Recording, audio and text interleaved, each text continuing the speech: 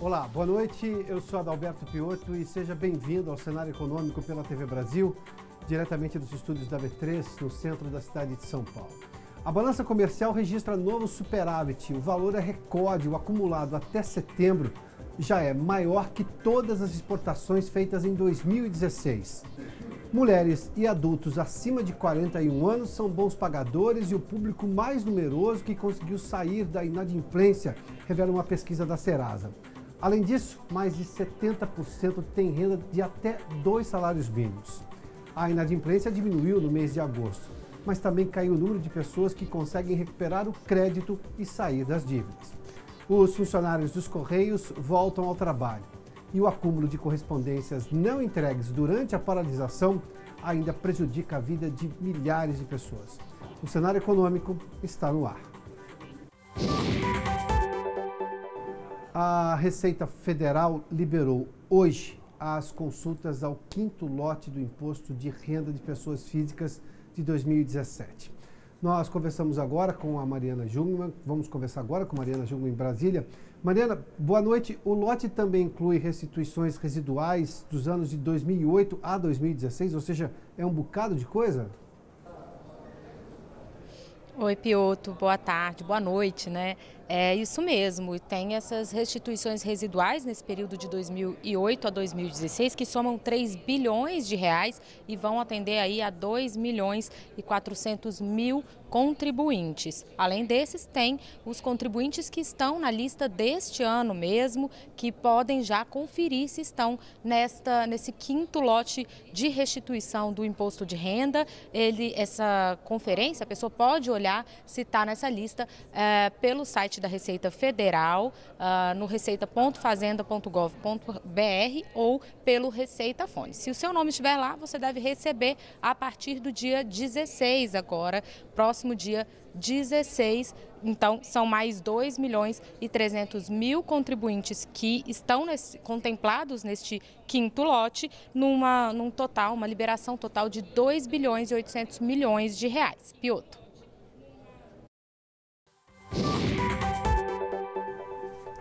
Muito obrigado, Mariana.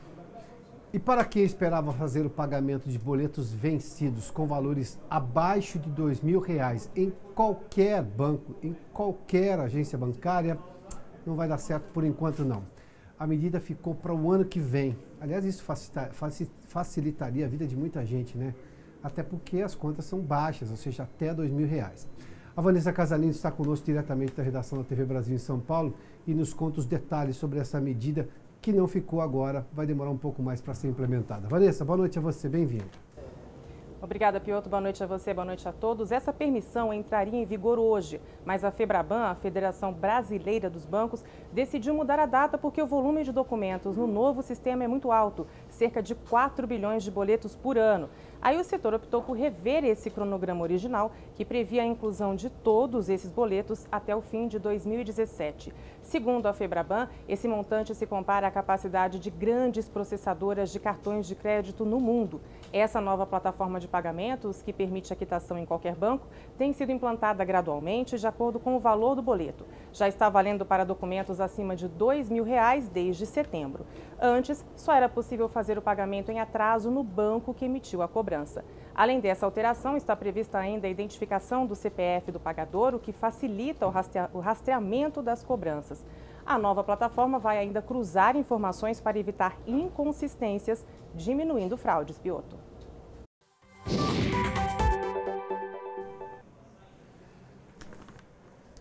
A greve dos funcionários dos Correios chegou ao fim e agora a preocupação é a normalização da distribuição de objetos postais que não foram entregues devido à paralisação. O repórter Maurício de Almeida fala com a gente do Rio de Janeiro. Maurício, boa noite. Quanto tempo para colocar esse trabalho em dia? Olá, Piotr, boa noite. Os funcionários dos Correios voltaram a trabalhar hoje em todos os estados do Brasil. Agora, eles estão fazendo um mutirão e pretendem colocar a entrega das correspondências em dia ainda essa semana. Mas tem muito trabalho para ser feito. São 5 milhões de cartas e encomendas que estão com as entregas atrasadas por causa desta greve que começou no dia 20 de setembro. Na última sexta-feira e durante o fim de semana, os sindicatos regionais dos Correios fizeram assembleias, cada uma em seu estado, e 28 sindicatos aceitaram a proposta feita pela Justiça do Trabalho de um reajuste de 2,07% e a manutenção das cláusulas sociais. Apenas em 3 estados, os sindicatos não concordaram com a proposta da Justiça do Trabalho. Foi no Piauí, em Mato Grosso e em Campinas. Mesmo não concordando com esse reajuste de 2,07%, os funcionários aceitaram voltar a trabalhar. Portanto, hoje, em todos os estados do Brasil e também no Distrito Federal, os Correios estão funcionando normalmente de novo. Piotr.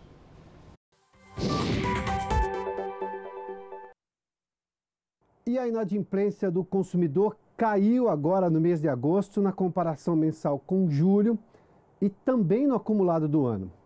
A recuperação econômica com a volta da oferta de emprego e maior poder de compra com a queda da inflação tem dado uma nova perspectiva aos consumidores no presente, agora, nesses dias, nesse começo de ano, agora, nesse segundo semestre. Eu digo isso porque as dívidas contraídas pelo alto desemprego e a crise em 2015 e 2016 continuam trazendo problemas aos consumidores. Fato é que o passivo, isso a gente chama de passivo, ou seja, as dívidas ainda continuam. O consumidor hoje ganhou solvência econômica porque está recuperando o emprego. O poder de compra é maior, então não está ficando mais inadimplente, ou está ficando cada vez menos inadimplente, menos pessoas inadimplentes. Mas o grande problema está no passivo, a gente vai mostrar isso nos dados, essa pesquisa que expõe justamente essa, digamos, dicotomia nos dados. Vamos lá. A inadimplência, ou seja, pessoas que deixam de pagar as dívidas, a prestação do carnê, o empréstimo no banco, seja lá o que for, né? Ou seja, deixa de honrar os seus compromissos financeiros. Em São Paulo, e tem uma diferença também, mas a tendência é a mesma, em São Paulo agora em agosto é essa queda aqui, ó, 0,7%. Em comparação a julho, ao mês anterior, continuou caindo, ou seja, o movimento de queda na inadimplência se confirmou de novo em agosto. Isso em São Paulo. No Brasil é uma queda um pouquinho menor, mesmo assim é uma queda, e isso é importante. Quando a gente vê no acumulado do ano, esses números são maiores. São Paulo teve uma queda de 6,5% das pessoas que ficavam inadimplentes, ou seja, menos gente está ficando inadimplente, sai da inadimplência. E no Brasil, uma queda bem menor, mas mesmo assim no mesmo sentido, ou seja, pessoas que conseguem pagar sua dívida. Mesmo que entre na inadimplência, fica 1, 2, 3 meses, mas vai lá, consegue resolver e continua pagando. Isso é uma questão, inadimplência. Agora tem um outro dado, é a recuperação de crédito.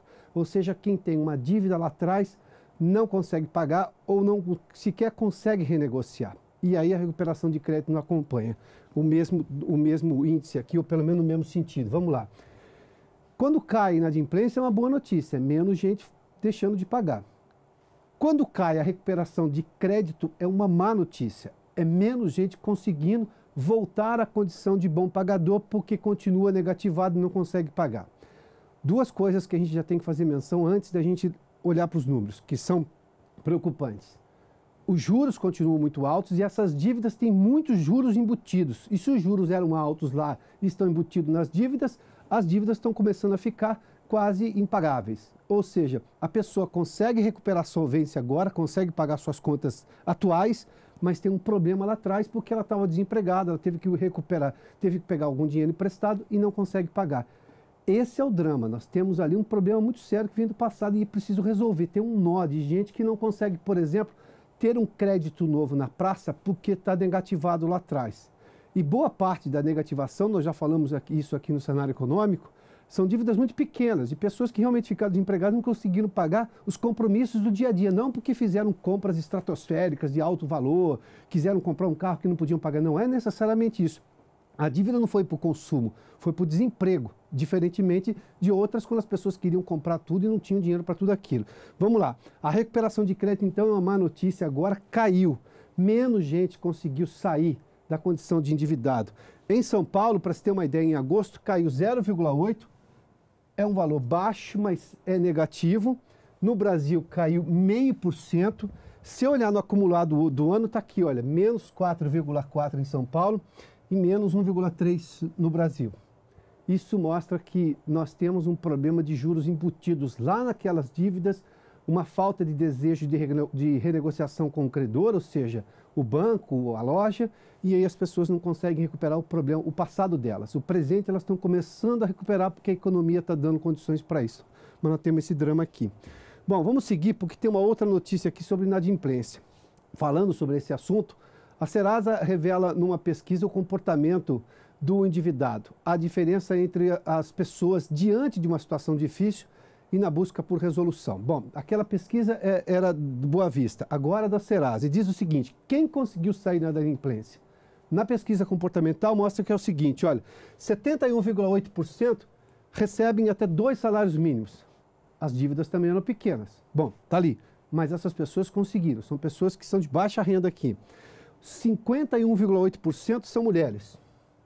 E 53% têm mais de 41 anos, ou seja, pessoas mais velhas, a maior parte mulheres, e no caso aqui pessoas que recebiam até 2 salários mínimos. O que dá para explicar isso, o primeiro item, pelo simples fato que boa parte das pessoas que ficou desempregada, normalmente, que depende muito do salário do mês para conseguir pagar a conta, não tinha reserva, são pessoas de baixa renda. Então, portanto, são essas que, quando começaram a recuperar, vão lá e resolvem o problema. O que demonstra claramente o desejo de sair da dívida e a honestidade da média da população brasileira. No caso das mulheres, é um comportamento.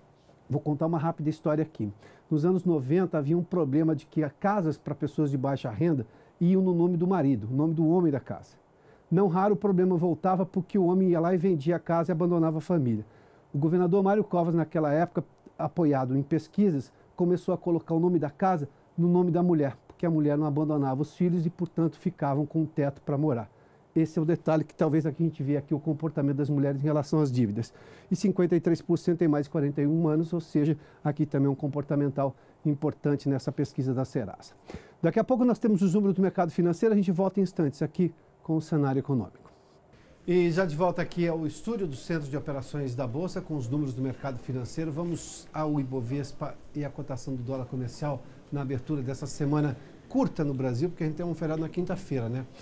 O Ibovespa hoje teve uma queda de 0,43% a 75.726 pontos, mesmo com a queda ronda os 76 mil pontos, que foi uma marca importante tempos atrás. E o dólar comercial tem uma alta hoje de 0,85% a R$ 3,18. Tem um comportamento na Bolsa que acontece com muita frequência, sobretudo em relação ao câmbio. Próximo de feriados ou de férias, o dólar sempre sobe. Ou seja, toda vez que tem um feriado prolongado, a gente tem uma alta do dólar, porque há uma demanda por dólar, sobretudo para quem vai decidir viajar nesse feriado para o exterior. Normalmente, nessa época, nos dias que antecedem o feriado, o dólar sobe. E férias também, final de ano, isso acontece com muita frequência, porque mesmo final de ano também tem um período longo de férias. Bom, aliás, vamos falar da balança comercial. Hoje saiu um resultado aqui, na verdade uma divulgação do Ministério da Indústria e Comércio, e a balança comercial registrou um superávit nas exportações, ou seja, o saldo é positivo, é superávit. A gente está vendendo mais do que comprando em 55 bilhões agora no acumulado até setembro. Detalhe que tem dados em relação a outubro também e a sequência continua. Na parcial 2017, as exportações somaram 169 bilhões até o momento, e as importações 114 bilhões. Quando a gente olha aqui, o detalhe é que é só até setembro, o Brasil já exportou mais este ano, 2017, do que todo o ano de 2016, o que mostra claramente o quanto que as exportações brasileiras têm aumentado. Mais que isso, boa parte das empresas que têm conseguido aumentar a geração de emprego são empresas exportadoras, sobretudo as empresas de manufaturado, ou seja, de produtos industrializados de alto valor agregado. Detalhe que boa parte dessa exportação ainda é de produtos básicos, nós estamos falando de commodities agrícolas sobretudo, mas tem muita coisa aqui também, tem 20% das exportações são de produtos industrializados. A gente viu recentemente um dado da Anfávia que o Brasil tem aumentado o nível de exportação de carros, e aí nós estamos falando de produtos de alto valor agregado que passam por vários processos de fabricação dentro do país, gerando imposto e emprego aqui no país.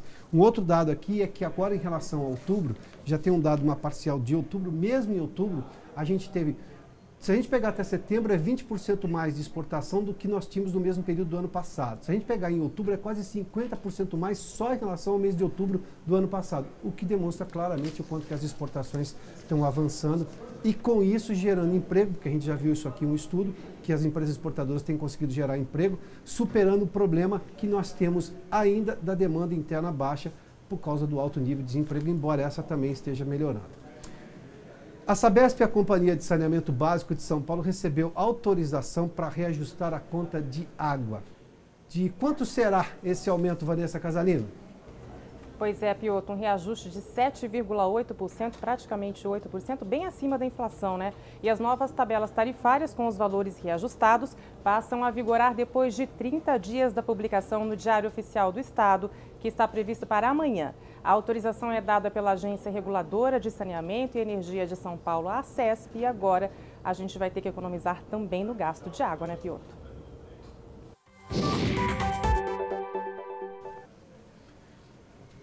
Bom, na conta de luz, que a gente já tem falado há muito tempo, e agora também na água aqui em São Paulo. Obrigado, Vanessa. Bom, vamos falar, a gente nas segundas-feiras sempre tem trazido uma economista aqui para discutir qual é o momento da economia e qual é a capacidade que nós temos de projetar, não só de prever, de projetar a economia nos próximos 50 anos. Porque já há sinais de retomada da economia, geração de empregos e uma expectativa muito melhor em relação ao país neste segundo semestre. Mas a recente crise ainda causa problemas às pessoas com o vírus, as dificuldades das pessoas em lidar com dívidas contraídas justamente em 2015 e 2016, quando o desemprego aumentava e o país recuava no PIB. Tivemos perda de PIB em 2015, perda do PIB em 2016 e agora provavelmente teremos um crescimento, pelo menos é o que temos de números reais, já consolidados no primeiro semestre. Mas seria a recente crise capaz de fazer com que consigamos evitar uma nova crise econômica, levando-se em conta que desde os anos 70 temos altos e baixos econômicos no país? A economista Patrícia Krause está conosco aqui no Cenário Econômico. Patrícia, bem-vinda. Bem, obrigada. Tudo bem? Tudo bom. Eu sempre faço essa pergunta porque quando a gente olha para os últimos 70 anos, não faltaram picos, mas também não faltaram vales. A gente subia, a gente crescia, isso trazia muita gente da economia informal para a economia formal, pessoas participavam do mercado, ou seja, de consumo, mas toda queda leva muita gente à pobreza. E com isso a gente vê o nível de pobreza aumentando no país. A questão social no país é muito importante por causa desses picos e vales.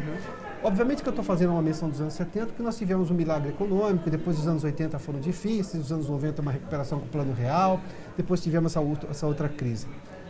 Qual é o problema que a gente continua em picos e vales na economia e a gente não consegue projetar, mesmo que seja baixos níveis de crescimento, um crescimento sustentável no longo prazo, em longo prazo que fosse pelo menos 30, 40 ou até 50 anos?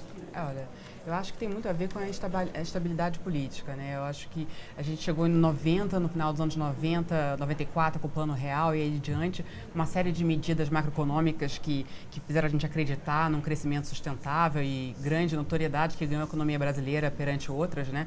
Claro que a gente teve a contribuição também dos preços de commodities ali no começo do século também contribuíram, mas a gente viu que não houve uma sustentabilidade disso, houve uma mudança, uma política mais populista, né? E acabou perdendo o caminho, né? Eu acho que muito desse crescimento que a gente viu no último período foi voltado pelo consumo, né? E a gente não adianta só crescer pelo consumo. Esse crescimento do consumo ele é importante, mas ele tem que vir junto com o investimento. E o investimento não veio junto, né? Então acho que isso que levou a esse ciclo e essa recuperação que a gente tem agora, ninguém espera que tenha um crescimento forte à frente, né? A gente sabe que a perspectiva para esse ano é bem fraca, para o ano que vem um pouco melhor, mas também nada próximo do que o Brasil teria que crescer, principalmente depois de tudo que ele caiu, né? Acho que o mais importante dessa discussão é ver como que a gente faz para aumentar essa taxa de investimento. Acho que isso é o ponto principal para a gente conseguir ter um crescimento sustentável de longo prazo. O investimento especificamente de empresas que começam a olhar o país com possibilidade maior e aí acreditam no país e aumentam as suas plantas e aumentam a sua atuação e isso tudo vai gerar emprego e isso tudo gera uma ideia de perspectiva de futuro. Claro, uma empresa que tem determinado tamanho, se ela investiu para ficar maior, ela vai continuar maior no futuro. Esse é o drama, mas eu não tenho um problema de Qual é a perspectiva que essa empresa tem em relação ao país para poder investir? Eu acho que aí tem 2 pontos. Com certeza é importantíssimo atrair investimento privado e investimento estrangeiro. O governo em si, ele não tem agora e nem deve ser o único provedor desse investimento, né? Agora, primeiro, o governo precisa fazer a lição de casa. O que é a lição de casa? É colocar as contas fiscais em ordem. E essa é a questão da recuperação, que a gente sabe que ela é fraca. Porque a gente não vê ainda uma resolução para a questão fiscal. A gente sabe que isso vai ficar para o governo que vem. Né? A gente tem aí, já depois da revisão da meta fiscal, já colocaram até uma previsão de déficit até 2020, um déficit primário. Né? Então, para você poder aumentar investimento, tanto em educação quanto infraestrutura, por exemplo, você tem que reduzir, tem que fazer, por exemplo, uma reforma da Previdência, para poder colocar as contas em dia, poder, então, começar a investir em educação, investir um pouco mais em infraestrutura. A partir do momento que o investidor começar a perceber isso, ele também vai começar a investir mais, e eu acredito que seja por esse caminho. Não adianta uma parte só, né? O investimento estrangeiro não vai vir se ele não perceber que o resultado, se o governo não é sustentável. Patrícia, onde é que o discurso econômico do governo, que tem essa consciência, o ministro já tem falado isso, o ministro Meirelles fala isso, o ministro do Planejamento, Diogo, fala sobre esse assunto, onde é que o discurso erra na hora de se comunicar às pessoas que é um governo gastando menos hoje é que ele vai conseguir gastar mais lá na frente, inclusive em áreas essenciais, você citou educação e saúde? A questão é a impopularidade também do governo. A gente sabe que todas as dificuldades políticas, o momento sensível que a gente passou no último tempo, né? Então, isso são medidas que são totalmente impopulares, né? É difícil você chegar para uma pessoa e falar para um cidadão comum que de repente não está nessa área financeira acompanhando os dados do dia a dia, falar que tem um déficit enorme na Previdência que você tem que fazer um ajuste, né? Ninguém quer perder benefícios, né? Então, principalmente no momento, eu acho que por mais que tente ter uma conscientização maior, no momento que a gente está, com essa proximidade que a gente tem das eleições de 2018, é muito difícil você conseguir fazer esse tipo de ajustes. Eu me lembro de um analista americano, um professor da Universidade de Washington, ele disse o seguinte, olha, vou ter que dizer uma coisa a vocês brasileiros, eu entrevistei há coisa de 2 anos, ele me disse assim, é na crise, por incrível que pareça, que você vai fazer mudança, porque se vocês começarem a ganhar dinheiro de novo com venda de commodities, ninguém vai querer fazer nada, porque aí a bonança chega e ninguém faz muita poupança nessa hora. Os governos não são normalmente mais responsáveis do que cidadãos. Mas nessa dureza é melhor, na sua opinião, também? Apesar da impopularidade, apesar da dificuldade, apesar da crise ainda trazer problemas para as pessoas, a hora de fazer essas transformações é agora? Teria que ser feito, mas eu acho muito difícil que isso ocorra até esse intervalo aí de até 2019, começar o começo de 2019 com um novo mandato. Claro que você pode fazer pequenos ajustes, tentar manter maior nível de previsibilidade na economia, tentar reduzir incertezas, mas grandes ajustes não vão ser feitos até esse período, né? A ideia é aumentar, de fato, a previsibilidade mais adiante. Bom, nós temos tido transformações no país, algumas reformas têm passado, a trabalhista, há uma perspectiva do governo de negociar alguma coisa, a reforma da Previdência. O ministro tinha falado em outubro, mas tem uma denúncia contra o presidente de novo agora em outubro, então tomou a agenda, foi para novembro. Novembro, vários feriados. Tem esse drama também. Bom, mas enfim, esses dias eu recebi um importador aqui, ele disse assim, eu perguntei ele se o câmbio era um problema, ele falou, não, o câmbio não é, o problema é a credibilidade do país. Se eu tenho uma perspectiva boa de país, eu consigo negociar contratos melhores. Eu falei, o câmbio não é o primeiro problema, porque eu sempre imaginei que todo mundo fala assim, precisamos subir o câmbio para facilitar as exportações, ganhar mais dinheiro. Eu falei, não, o câmbio não é o meu primeiro problema, o primeiro problema é a credibilidade do país. Qual é a perspectiva, apesar de tudo que já foi feito e do que se pretende fazer, uma mudança completamente de paradigma de política econômica que o mundo tem de nós? Se você é dedicado à América Latina, você é especializado em América Latina, essas agências de rating, ou seja, de classificação de risco que o país tem, qual é a perspectiva hoje deles? Acho também é de muita mudança, né? De fato, isso que o importador falou é o que acontece não só com os exportadores, é também a realidade dos exportadores. Essa mudança constante, isso não acontece só no Brasil, a gente vê na América Latina como um todo, né? A questão da Argentina, que agora também está se recuperando, mas também tem esses ciclos de altos e baixos. E lá como cá, a questão política ainda é muito importante? Sim, com certeza é muito importante. A questão é que a forma como o governo, né, entrou, o seu mandato, dá mais legitimidade para conseguir ir adiante, né? Então, parece um pouco mais fácil essa condução por lá. Se a gente tiver essa instabilidade, nós temos hoje uma recuperação a caminho. há sinais claros de retomada de emprego, talvez esse seja o dado mais importante. Sim. Me lembro que alguém falava de recuperação econômica no começo do ano e o emprego ainda estava subindo, sobretudo acho que até março. Depois começou a cair. Obviamente que esse é o dado que as pessoas começam a sentir. Hoje, um dado de inadimplência mostra que as pessoas estão ficando menos inadimplentes, mas não conseguem recuperar o crédito, ou seja, o problema está no passivo. Se a gente mantiver essa linha de recuperação, isso tende a melhorar a perspectiva de quem vai assumir o país a partir de 2018 ou não? A pergunta objetiva é, se a instabilidade diminuir, ou seja, se as pessoas começarem a acreditar mais no país, a chance da gente votar, da maioria escolher um aventureiro diminui? Bom, eu acho que a perspectiva é positiva. Lembra a história do Salvador da Pátria? O Salvador da Pátria ganhar, aquele sujeito que promete caminho, atalho. Não tem mais atalho, né? Não tem, mas eu acredito que a gente não tem um espaço para que surja um candidato desse, né? A gente tem aí um cenário muito certo para as eleições ano que vem. A gente sabe que esse crescimento não vai ser tão forte. O desemprego, ele começa a cair, ele está agora em 12,5, chegou a 13, mas ele cai muito devagar, ele não vai acelerar esse ritmo de queda. E tem um dado importante também dessa taxa de desemprego, é que realmente houve um aumento da população ocupada, mas isso tem sido por trabalhadores autônomos e por trabalhadores sem carteira assinada. Então, que seria de fato trabalhadores com uma renda mais baixa, né? Não o melhor cenário possível. Então, a gente sabe que, por mais que tenha essa recuperação da economia, ela é muito gradual. Então, há espaço ainda para esse tipo de candidato. Acompanhamos isso diuturnamente. Isso. Teremos que vem emoções. promete. Tá. Isso. Patrícia, obrigado pela gentileza da entrevista. Patrícia Krause conversou conosco nessa entrevista de segunda-feira. O cenário econômico fica por aqui. A partir de agora você você acompanha os Corredores do Poder com Rosiane Kennedy. Obrigado pela sua companhia, pela audiência. Boa noite. Até amanhã.